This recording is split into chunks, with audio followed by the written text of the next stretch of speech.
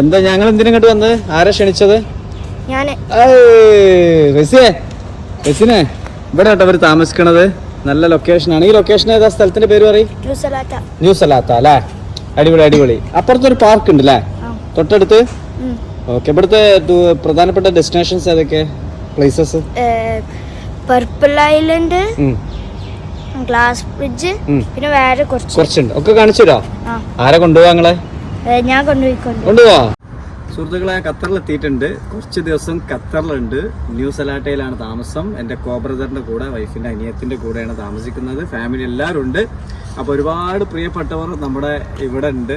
ഏതായാലും വളരെ സന്തോഷമുണ്ട്. ഇത് താമസിക്കുന്ന സ്ഥലത്ത് തൊട്ടടുത്ത ഒരു പാർക്കാണ്.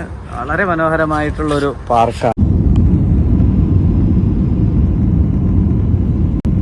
ഇന്ന് രാവിലെയാണ് നമ്മൾ ദോഹ എയർപോർട്ടിൽ വന്നിറങ്ങിയത്. റിസീവ് ചെയ്യാൻ വൈഫിൻ്റെ അനിയത്തി റിൻസിയും അവരുടെ ഭർത്താവ് കമറൊക്കെ ഉണ്ടായിരുന്നു. പിന്നെ ഏതായാലും അവർ വന്നു. അവരുടെ വീട്ടിലേക്കാണ് ഇനി നമ്മൾ പോകുന്നത്.